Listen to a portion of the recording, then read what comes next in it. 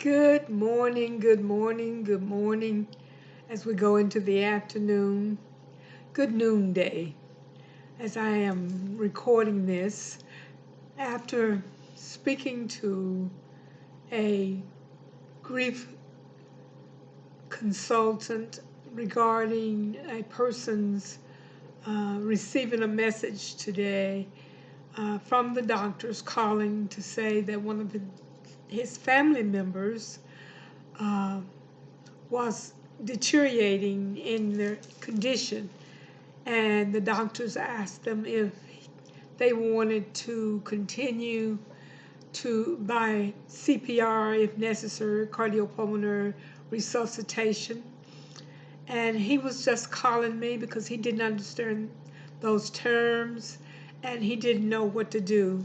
So one of the things that I said to him, the first thing is go and check and see if she has given her wishes to anyone in the family or to him regarding her care at the end of life or at this time in her life. And since this is one of the goals for me for the next uh, 96 days, is to speak to someone in regard to grief and end of life care planning. It is a campaign that have been a part of for several years from the National Patient Advocate Foundation, and it's regarding care planning. Care planning, not even if you don't have the formal living will, but care planning means that someone knows what your wishes are. And this was a perfect example for me to express to this person explaining to them what the CPR meant and what the fact that the doctors had called to say that their family members was in that position and what they wanted to do. I think the one thing that stood out to me was the grief that was coming from this person because they did not know what their family member wanted. They had not discussed it with anybody as far as this person knew. And so it put him in a predicament where he had to make decisions. And the one thing that stood out to me is he said, I don't want to feel guilty by making this decision. I don't want to feel guilty about making this decision. So, what a perfect time.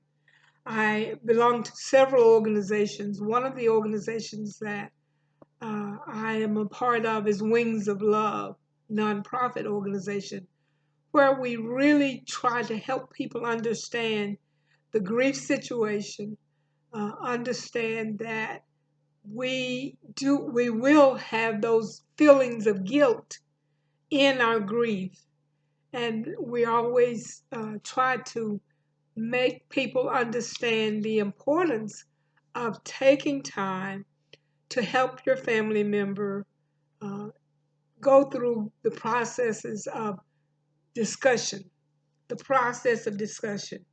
My conversation project uh, information comes in a time where we have to get busy. As you know, as you may not know, let me say it that way. As you may not know, April the 15th is Healthcare Decisions Day. And it's all about taking time to review what you've discussed with your family, what they know about your wishes. Let's start there and then begin to help them process what they want to be done. I've discussed this many times with my children, and it was a fact that my husband and I had living wills along with our legal wills to discuss things such as that. And I was put in that situation, but thank goodness I had that information in writing the wishes of my family member, and it made me be strong in making that decision. So the strength that you get from knowing what your family wants can be started, initiated with care planning.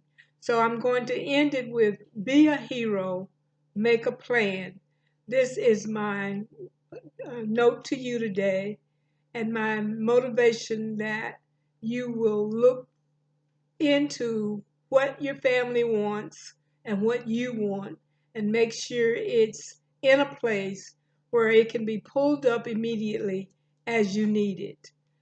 That's all from Y Woods Harris, Y's Joyful Company, a grief and end of life coach, and hoping that this has been a help for you. Have a wonderful day.